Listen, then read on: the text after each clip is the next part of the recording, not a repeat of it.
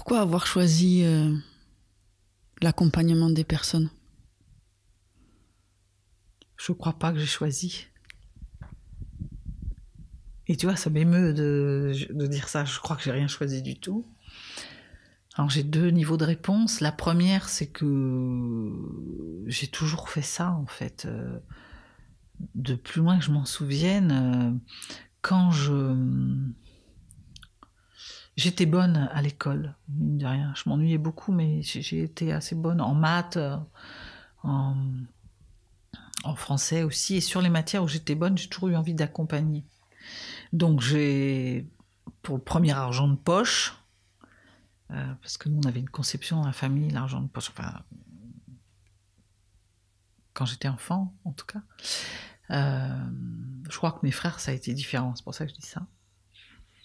Mais moi c'était, si je veux de l'argent de poche, il faut que je le gagne. Et donc du coup j'ai donné des cours, et génial, tu vois, je suis très contente de ça, parce que ça m'a permis de contacter l'accompagnement, parce que j'ai donné des cours de maths. Et je me souviens que, quel que soit, j'ai donné des cours de maths, de français, de langue aussi, parce que j'étais bonne en anglais à cette époque. J'ai à cette époque parce que je n'ai pas trop réactivé. Et en fait, j'ai donné des cours de connaissances, transfert de connaissances, faire des exercices.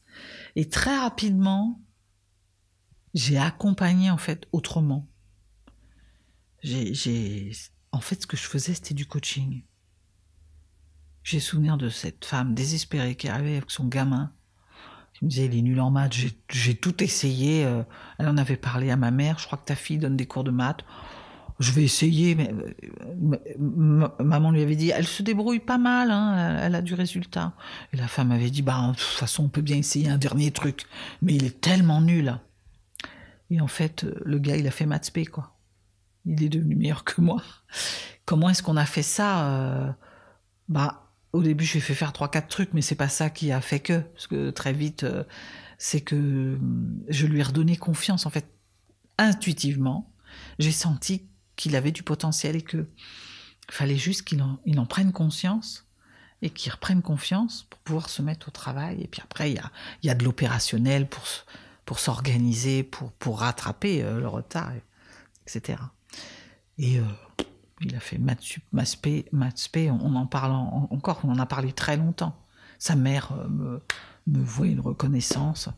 Voilà, moi je me suis dit, mais heureusement qu'il est venu ce gamin, parce qu'il serait passé à côté. Et donc ça a commencé comme ça, et après ça s'est plus jamais arrêté. C'est-à-dire que j'ai donné des cours de piano, c'est pareil, quoi.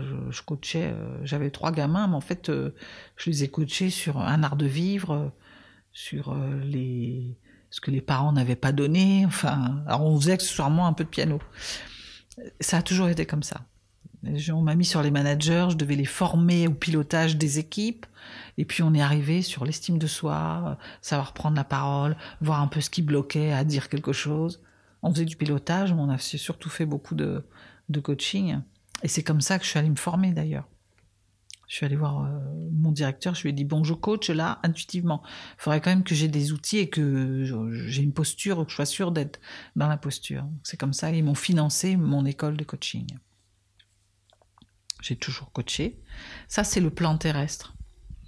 Après, je crois qu'on a tous une mission dans la vie. On arrive avec quelque chose à faire et dont on s'approche plus ou moins.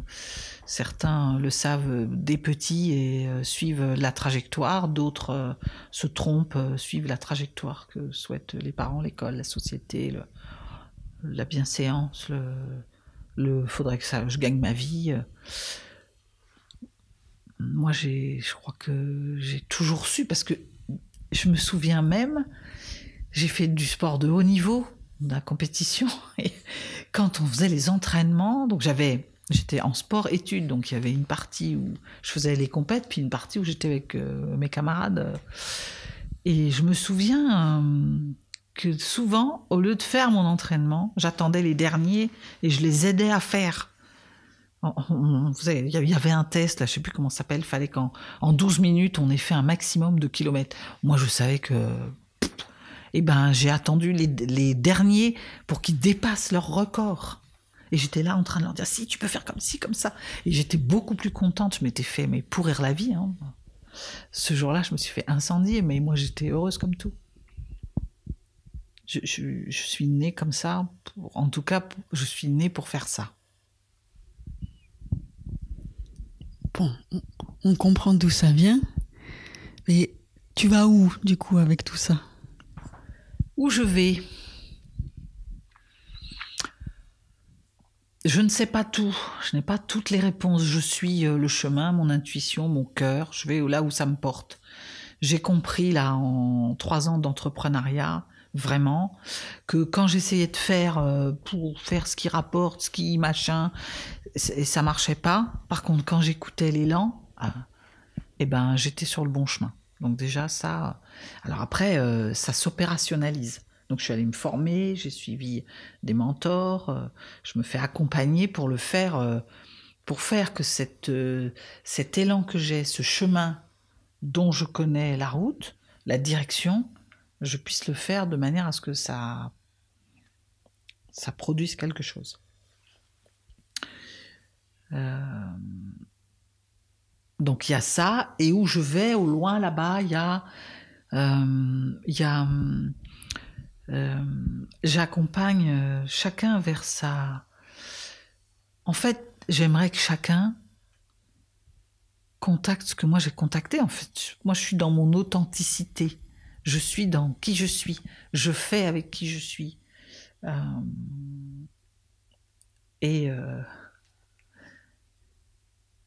importe quel est le regard qu'on porte dessus. Parfois, j'ai bien quelques haters qui me balancent des réflexions, mais j'ai presque envie de leur dire, je ne saurais pas, comme diraient les Belges, je ne sais pas être autrement.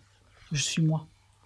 Donc, j'accompagne pour l'instant des personnes à être elles-mêmes, ce qui passe par une connaissance de soi, et puis ensuite, il y a l'aspect arriver à le communiquer aux autres. Et c'est ça qui fait que, si tu te connais bien, tu sais aussi quel est ton chemin, et tu apprends à avancer sur ton chemin et à embarquer les autres sur ton chemin.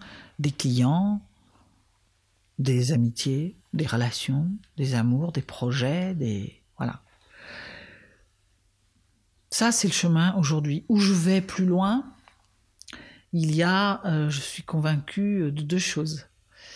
C'est une femme qui sauvera le monde. Donc j'accompagne les femmes. Je fais en sorte que ces leaders, que les femmes prennent la parole, qu'elles s'assument dans ce qu'elles font, pas de manière revendicative, mais vraiment de manière à j'occupe l'espace, je prends ma place. Voilà. Demain, j'aiderai certainement les hommes à accueillir ça, pour qu'on fasse ensemble, parce que je ne crois pas à une société où il y aurait que des femmes, quoi. Ça n'a pas de sens pour moi. Donc c'est comment on fait ensemble en fait. Hein. Comme là c'est un peu déséquilibré, j'essaie de rééquilibrer. Et puis la deuxième chose, c'est que je me dis que tout comme je l'ai vérifié sur moi, sur les personnes que j'accompagne, sur ce que j'entends de droite, de gauche, on se rend compte quand même que quand on trouve du sens à ce qu'on fait, quand on est bien dans ses pompes, on n'a pas envie de faire chier son voisin, on a plutôt envie de le soutenir, on a plutôt envie de lui expliquer comment est-ce qu'on a fait, on a plutôt envie de l'aider. Et on n'a pas besoin d'aller conquérir son territoire. Et que peut-être par là, il y a une porte pour changer certaines mauvaises directions qu'on prend aujourd'hui dans le monde. Et que ça pourrait changer certains comportements. Et que du coup, un peu comme Titanic et l'iceberg, on pourrait faire virer le bateau, quoi. Et virer le bateau, pourquoi faire ? Pour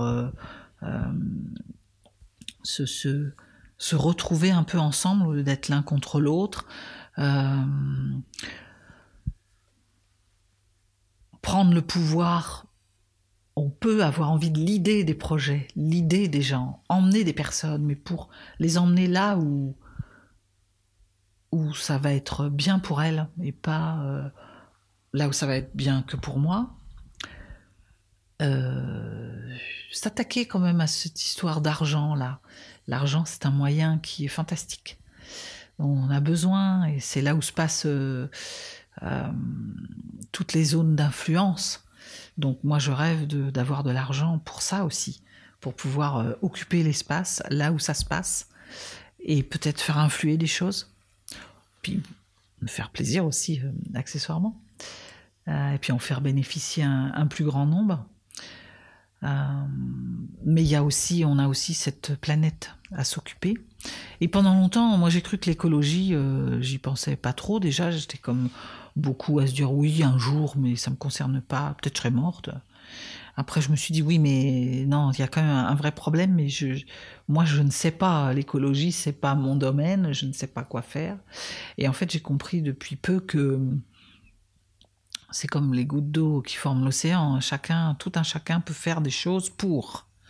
Et que moi, avec cette façon de prendre la parole, d'être écouté par moments, suivi aussi par instant, je peux peut-être faire réfléchir autrement, emmener des gens ailleurs et bouger des lignes.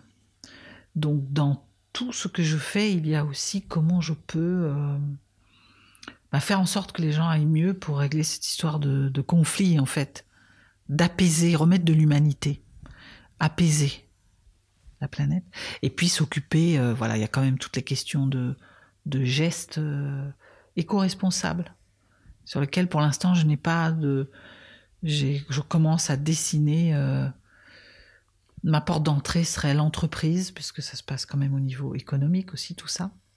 L'entreprise du futur, il y a déjà eu beaucoup d'initiatives, j'ai envie de travailler là-dessus, comment on pourrait travailler différemment, voir la performance différemment, au service de quoi, et notamment au service de la planète.